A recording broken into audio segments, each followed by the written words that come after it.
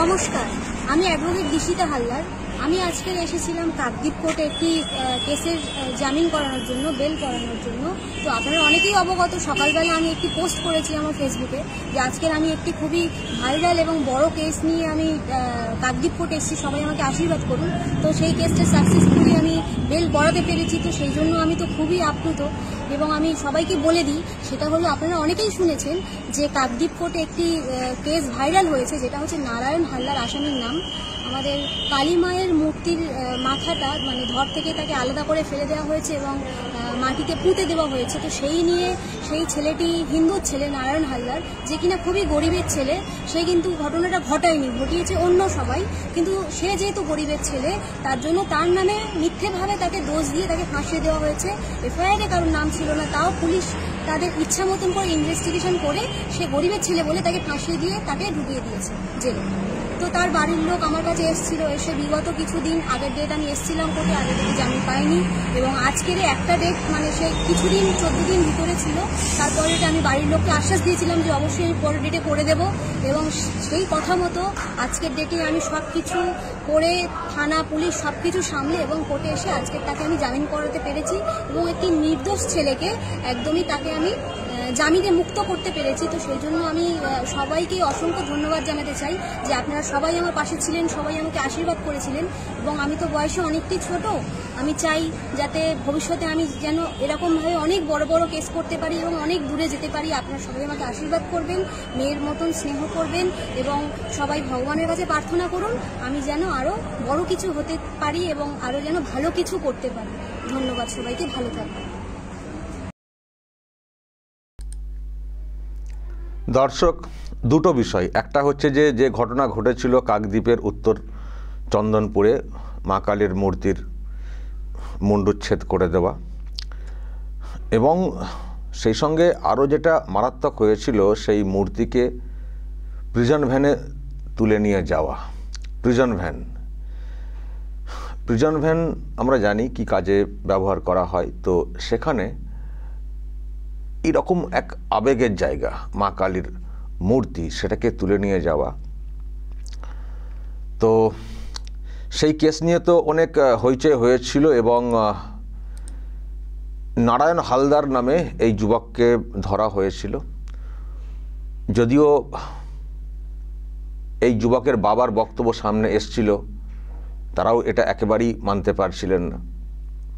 যদিও পুলিশ বারবার বলার চেষ্টা করেছে না, ওই যুবকই করেছেন এবং তিনি নাকি স্বীকারও করে নিয়েছেন। আমি দেখাবো সেসব বক্তব্য। আমি দর্শক যেটা বলতে এলাম যে দুটো বিষয়, একটা হচ্ছে যে যুবকের জামিন, মানে অনেকেই বিশ্বাস করেননি যে এটা এই যুবকের কাজ বলে। অনেকেই মনে করেছেন যে এটা জাস্ট একটা মোড় ঘুরিয়ে দেওয়ার চেষ্টা হয়েছে, যেহেতু ওটা নিয়ে একটা বিরাট হইচই পড়ে গেছিলো, তো সেই জন্য কিছু একটা দেখাতে হবে। তো পুলিশ একটা ওই রকম কিছু দেখিয়েছে, এটা বিশ্বাসযোগ্য না। আর শুভেন্দু থেকে শুরু করে অনেকেই দর্শক বলেছেন, আপনারা শুনেছেন, প্রকৃত হিন্দু কখন এই কাজটা করতে পারেন না, এটা অন্যদের কাজ। কিন্তু একই এস্টাবলিশ করার চেষ্টা করেছিল পুলিশ যে নারায়ণ হালদারই করেছেন এবং তিনি স্বীকার করেছেন, মদ্যপ অবস্থায় ছিলেন, তিনি করেছেন। তো আইনজীবী যার বক্তব্য শুনলেন উনি বলছেন যে গরিবের ছেলে ফাঁসানো হয়েছে, এই হচ্ছে ব্যাপার। তো ওনার জামিনটা উনি করাতে পেরেছেন। তো তার মানে নারায়ণ হালদারের জামিনটা হয়েছে, এটা একটা পার্ট। আর একটা পার্ট দর্শক, আমি খুব মুগ্ধ হয়ে শুনছিলাম। আমি এই লয়ার, সত্যি খুব অল্প বয়স, নম্রতা দেখে লয়ারদের মানে মেজাজ একটু অন্য টাইপের হয়ে থাকে। আবার যদি কেউ সিনিয়র হয়ে যান, তাদের মেজাজ তো থাকেই, তার সঙ্গে তো সরাকে ধরা জ্ঞান করেন না, যা ইচ্ছা হয় বলতে থাকেন। দেখছেন না একজনের মন্তব্য, এমপি শাসক দলের এমপি এমন মন্তব্য করেছেন, তোলপাড় একটা পরিস্থিতি রাজভবনের ব্যাপার নিয়ে, আমি সেটা নিয়ে পরে আসছি। নিজেকে যে কি মনে করেন আমি জানি না, কি মনে করেন। আরে আইনজীবী, আইনের ব্যাপারটা নিশ্চয়ই ভালো করে দেখবেন, বুঝবেন, একটু পোলাইট হবেন, নম্র হবেন, একটু ভদ্র হবেন। তো যদি এরকম ভাবেন আমি লয়ার মানে আমি যা খুশি করতে পারি, আবার লয়ারদের কিছু ইউনিয়ন আছে, লয়ার হয়ে গেলে তার বিরুদ্ধে কেস টেস নাকি করা যায় না, তো সেটা আবার আরও একটা বিরাট পাওয়ারের অদ্ভুত ব্যাপার। যারা লয়ার হবেন, যারা আইনজীবী হবেন, তারা তো সবার আগে আইনকে মান্যতা দেবেন, তাই না? যে আমিও আইনের ঊর্ধ্বে না, কোনো অভিযোগ থাকলে অবশ্যই আমার বিরুদ্ধে ব্যবস্থা নেওয়া যেতে পারে। এটাই তো আইনজীবীদের ভাষ্য হওয়াটা উচিত। কিন্তু আমি অনেক কোর্টে শুনেছি ইউনিয়ন আছে, আইনজীবীরা কিছু করলে তার বিরুদ্ধে কোনো ব্যবস্থা নেওয়া যাবে না, মানে এফআইআর করা যাবে না। আর যদি কখনো এফআইআর কেউ করেও ফেলেন কোনোভাবে, যিনি করবেন তার পক্ষে কোনো লয়ার দাঁড়াবেন না, মানে লয়ারের বিরুদ্ধে কোনো লয়ার দাঁড়াবেন না। চলো কি করে মামলা লড়বে লড়ো। খুব অদ্ভুত অভিজ্ঞতা অনেকেরই আছে। কিন্তু দর্শক, আমি এই লয়ারের বক্তব্যটা শুনছিলাম, এত নম্রতা, এত ভদ্রতা, আমার এটাও খুব মুগ্ধ করলো।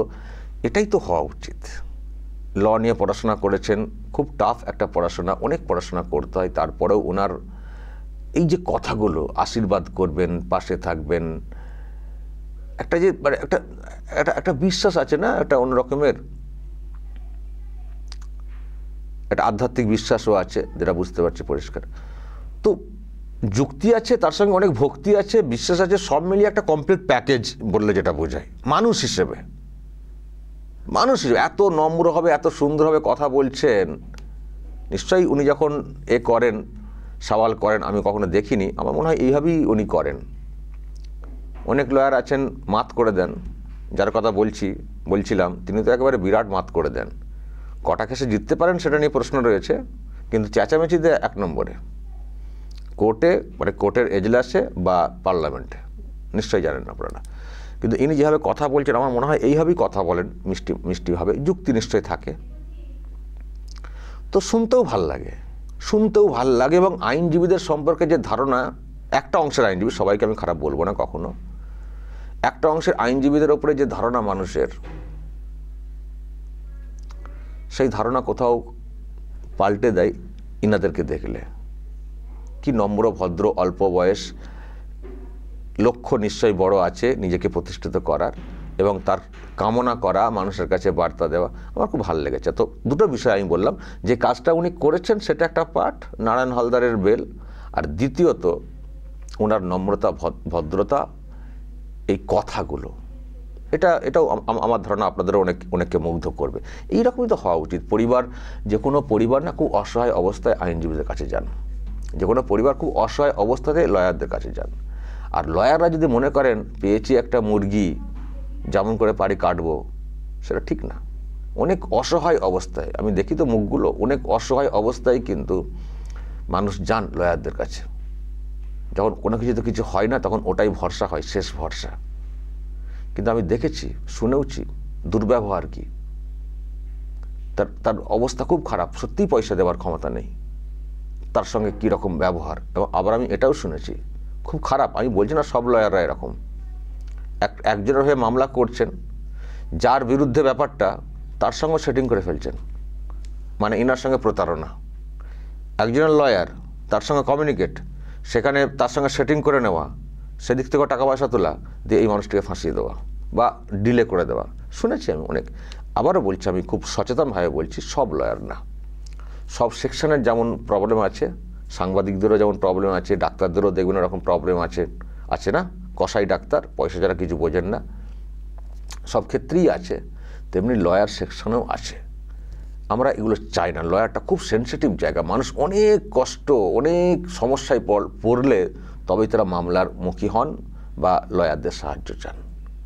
তো যাই হোক, আমার এই মেয়েটি অল্প বয়স, আমার খুব ভালো লেগেছে, এটা বলতে পারি। নিশ্চয়ই আমরাও চাইবো অনেক বড় লয়ার উনি হবেন, মানুষের পাশে থাকবেন, এইভাবেই পাশে থাকবেন, অসহায় মানুষের পাশে থাকবেন। নিশ্চয়ই তার প্রফেশন থাকবে, তার পেশা তো ইনকামের ব্যাপারটা অবশ্যই থাকবে, কিন্তু লয়ার যে মানসিকতা নিয়ে হওয়ার কথা, সেটা যেন বজায় থাকে। উনি অনেক বড় হোক, আমার তরফ থেকে সেটা বলা রইল। এবার দর্শক, আমি শুনিয়ে দিই উনি যার বেল করিয়েছেন, নারায়ণ হালদার। এই নারায়ণ হালদার সম্পর্কে পুলিশ কি ব্যাখ্যাটা দিয়েছিল দর্শক, আগে সেটা শোনাই। গতকাল 5:30টার সময় থানা খবর পেয়েছিল যে হারুদ পয়েন্ট কোস্টাল পুলিশ স্টেশনের মধ্যে সূর্যনগর জিপিতে উত্তর চন্দ্রনগর নস্করপাড়া গ্রামে একটা মা কালী মূর্তি ক্ষতিগ্রস্ত হয়েছে বলে আমরা ইনফরমেশন পেয়েছিলাম। তদন্ত শুরু করার পরে আমাদের টেকনিক্যাল এভিডেন্সেস অ্যান্ড তারপরে আমাদের ইন্টেলিজেন্স অ্যান্ড অনেকগুলো সোর্সেস থেকে আমরা পেয়েছিলাম যে নারায়ণ হালদার বাবার নামটা ভূপতি হালদার এর ভিতরে ইনভলভ হয়েছিল বলে। আমরা তারপরে রাত্রি একটা বড় টিম গ্রামে পাঠিয়েছিলাম, গ্রামে পাঠিয়ে রেড করে আমরা নারায়ণ হালদারকে আমরা গ্রেফতার করে দিয়েছিলাম। গ্রেফতার করার পরে থানাতে নিয়ে এসে আমরা কন্টিনিউসলি জিজ্ঞাসাবাদ করেছিলাম। উনি ভুল স্বীকার করে নিয়েছিলেন যে এই কাজটা উনি করেছিলেন। অ্যান্ড আরও আমরা জিজ্ঞাসাবাদ চলছে, অ্যান্ড আমরা এখন কোর্টে ফরওয়ার্ড করছি। কোর্টে ফরওয়ার্ড করার পরে আমরা পিসিতে নিয়ে নেব, পিসিতে নিয়ে আরও জিজ্ঞাসাবাদ করে আমরা বার করবো আরও এর ভিতরে কে কে আছে বলে। এই মুহূর্তে উনি ভুল স্বীকার করে নিয়েছিলেন। হ্যাঁ, উনি মূর্তিটা ভেঙেছে বলে ভাঙলেন বলে ভুল স্বীকার করে নিয়েছিলেন। উনি মত্যের ব্যবস্থাতে, ড্রাঙ্কেন কন্ডিশন ছিল, ও মত্যের ব্যবস্থাতে মূর্তিটা ভেঙে দিয়েছে বলে ভুল স্বীকার। হ্যাঁ, লোহার গেটে থাকলে উনি মত্যের ব্যবস্থাতে ভেঙে দিয়ে ভাঙচুর করে নিয়েছিল। রাগ নেই, অনলি মত্য ব্যবস্থাতে উনি কমপ্লিটলি ড্রাঙ্কেন কন্ডিশনে ছিল। অ্যান্ড আরো আমরা ইনভেস্টিগেশন আমরা চালাচ্ছি। ওনার লয়ার বলছেন গরিবের ছেলেকে ফাঁসানো হয়েছে। লয়ার মানে যুবকের বক্তব্য, তো লয়ার মানে তার লয়ার তো যুবকের বক্তব্য, তার মানে যুবকের বক্তব্য লয়ারের ভার্সন অনুযায়ী তিনি এই ঘটনা অস্বীকার করছেন। কিন্তু পুলিশের বক্তব্য ছিল যে ওই যুবক নাকি স্বীকার করে নিয়েছেন বলে একটা প্রেসমিট করে দিলেন তড়ি ঘড়ি। যেহেতু প্রশ্ন একটা অন্য উঠছিল, একটা দাঙ্গা লাগানোর চেষ্টা হচ্ছে বলে একটা প্রশ্ন অন্য উঠছিল, তো সেখানে একটা এই রকম তড়ি ঘড়ি একটা প্রেসমিট করে এস্টাবলিশ করে দেওয়ার চেষ্টা হলো যে নারায়ণ হালদার স্বীকার করে নিয়েছেন মদ্যপ অবস্থাতে উনিই ঘটনা ঘটিয়েছেন। এবং শুনলেন নিশ্চয় এই যে পুলিশের বক্তব্য বারবার ওই কথাটা জোর দিয়ে বলার চেষ্টা হয়েছিল, উনি স্বীকার করে নিয়েছেন, উনি স্বীকার করে নিয়েছেন, এটাকে এস্টাবলিশ করার চেষ্টা হয়েছিল। তো দর্শক, এই হচ্ছে ব্যাপার। তো বলবেন আপনারা যদি কিছু বলার থাকে। বেল তো হয়েছে এবং আইনজীবীর যে কথাটা আমি বলছিলাম, ওনার যে নম্রতা, অবশ্যই বলবেন যদি কিছু বলার থাকে এই নিয়ে। যা বলার বলবেন এবং নজর রাখবেন আরামবাগ টিভিতে।